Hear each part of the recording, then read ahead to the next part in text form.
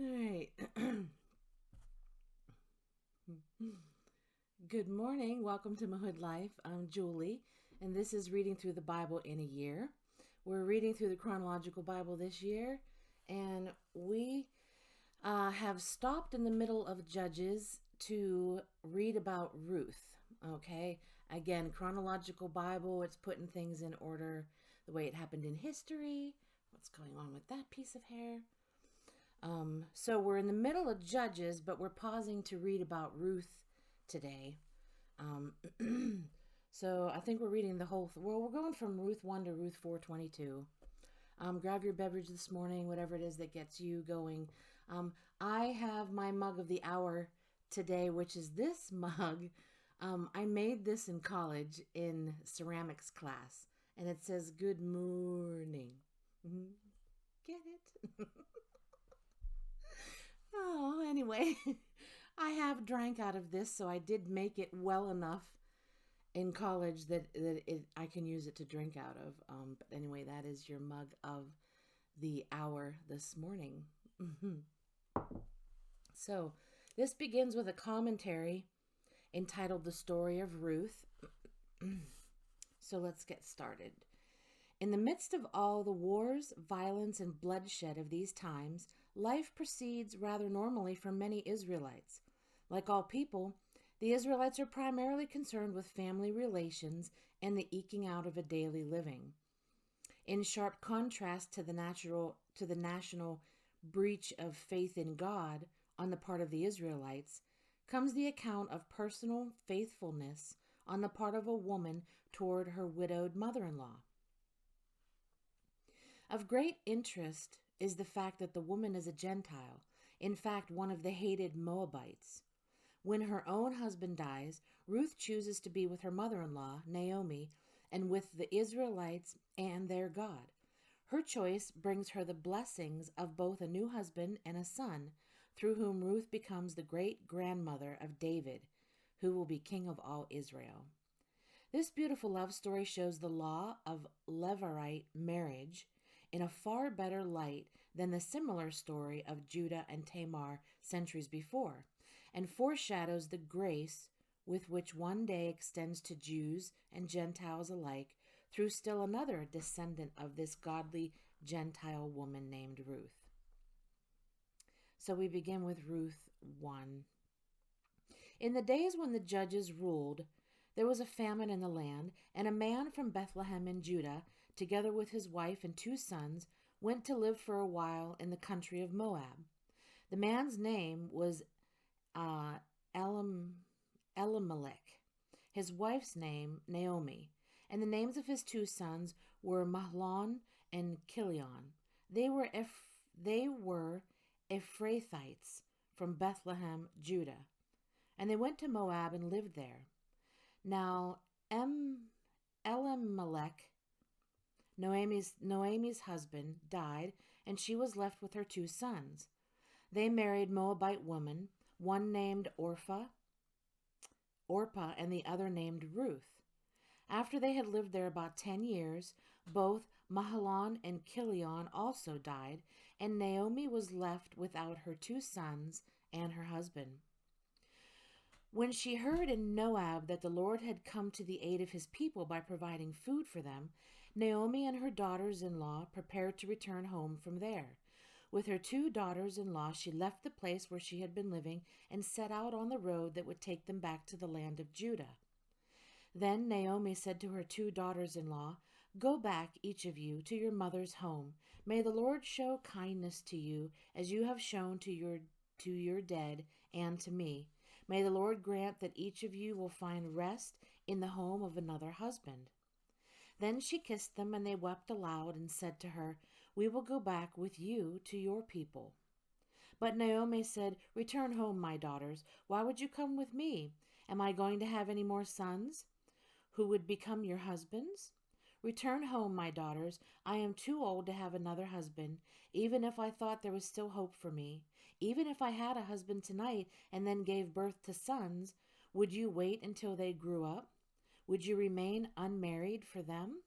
No, my daughters, it is more bitter for me than for you, because the Lord's hand has gone out against me." At this they wept again. Then Orpah kissed her mother-in-law goodbye, but Ruth clung to her. "Look," said Naomi, "your sister-in-law is going back to her people and her gods. Go back with her." But Ruth replied, "Don't urge me to leave you or to turn back from you. Where you go, I will go, and where you stay, I will stay. Your people will be my people, and your God, my God. Where you die, I will die, and there I will be buried. May the Lord deal with me, be it ever so severely, if anything but death separates you and me." When Naomi realized that Ruth was determined to go with her, she stopped urging her. So the two women went on until they came to Bethlehem. When they arrived in Bethlehem, the whole town was stirred because of them, and the woman exclaimed, "Can this be Naomi?" The women exclaimed, "Can this be Naomi?" "Don't call me Naomi," she told them. "Call me Mara, because the Almighty has made my life very bitter. I went away full, but the Lord has brought me back empty. Why call me Naomi?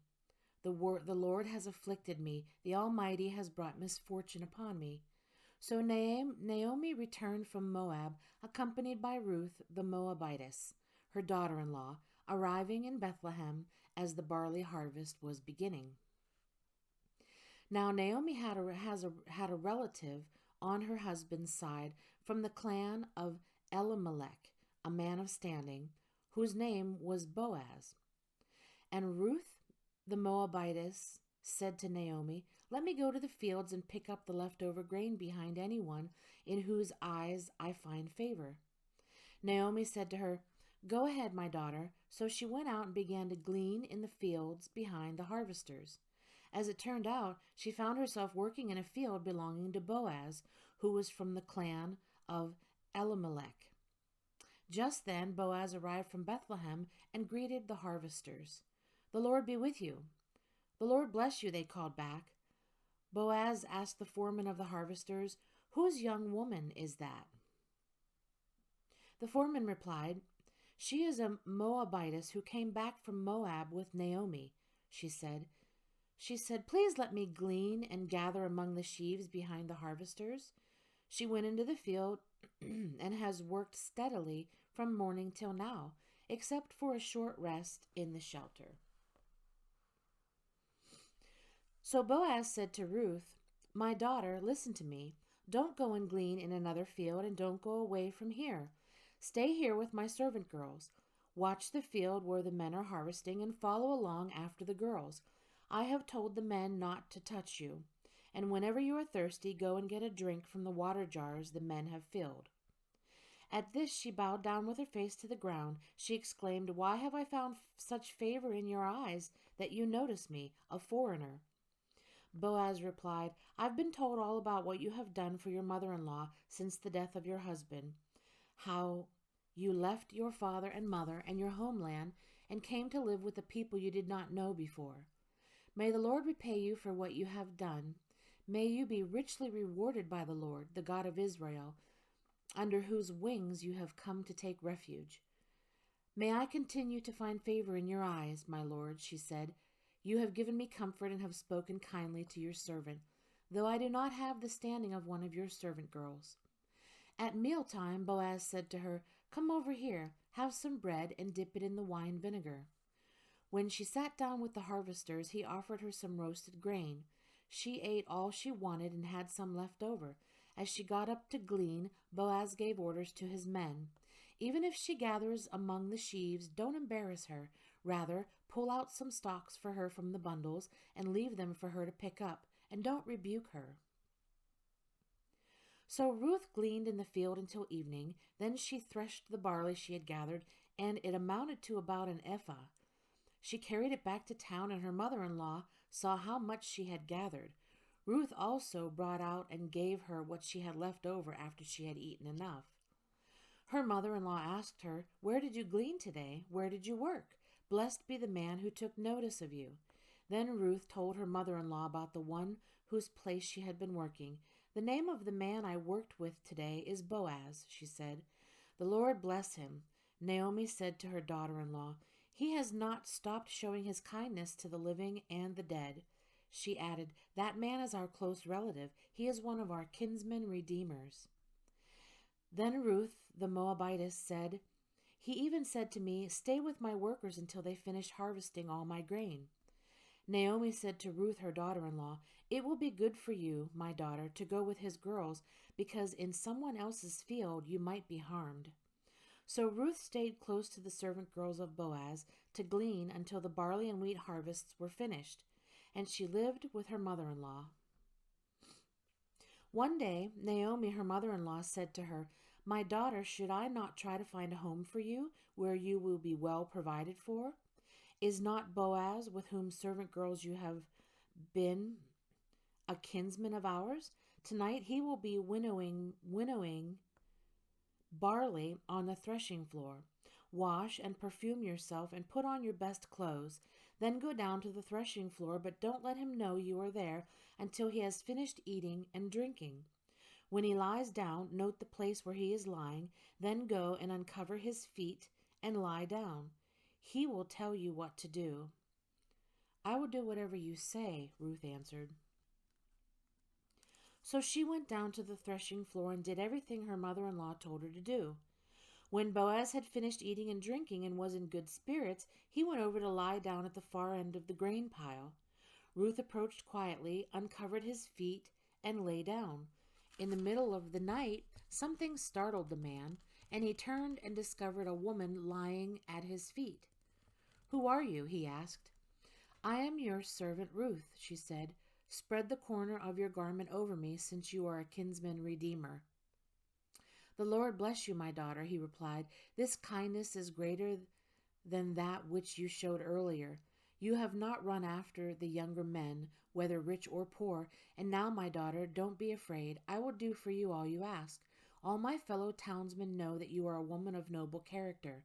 Although it is true that I am near of kin, there is a kinsman redeemer nearer than I.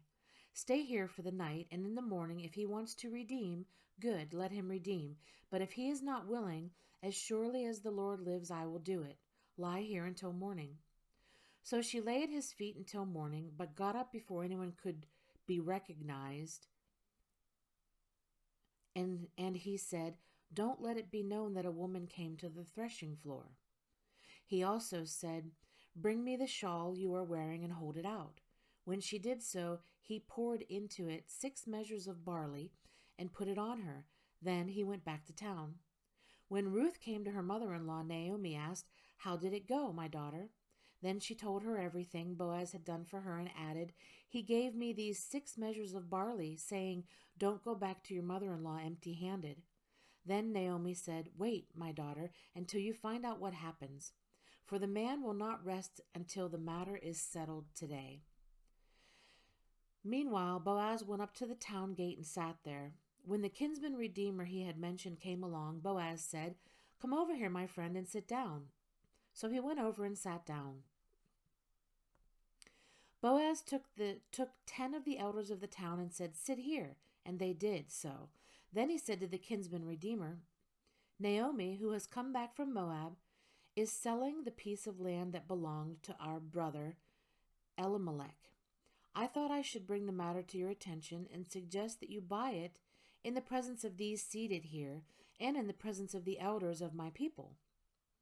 If you will redeem it, do so, but if you will not, tell me, so I will know, for no one has the right to do it except you, and I am next in line.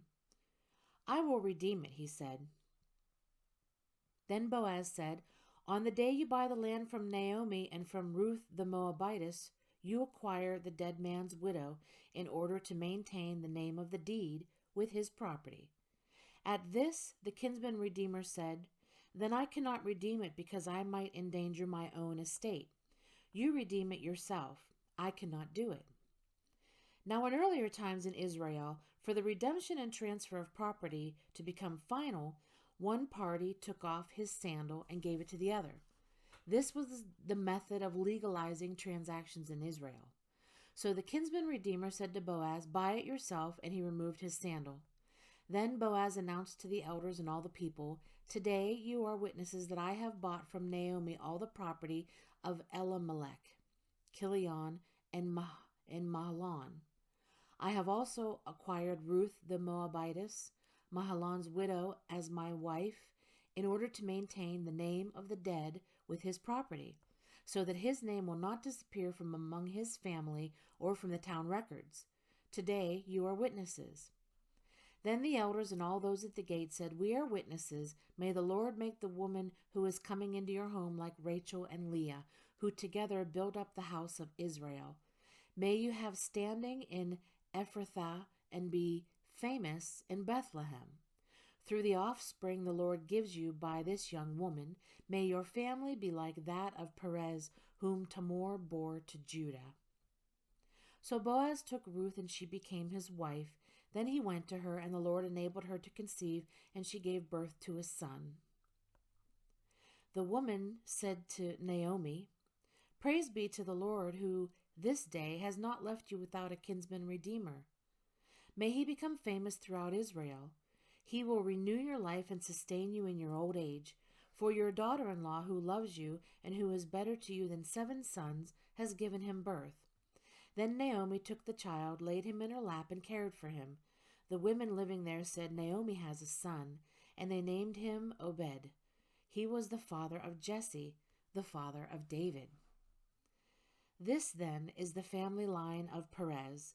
Perez was the father of Hezron, Hezron the father of Ram, Ram the father of Amminadab, Amminadab the father of Nahshon, Nahshon the father of Salmon, Salmon the father of Boaz, Boaz the father of Obed, Obed the father of Jesse, and Jesse the father of David. That ends the reading of the Word of God for today. And I believe we go right back to Judges 13 tomorrow. Thank you so much for joining me here on Mohood Life, and I pray you have a blessed day.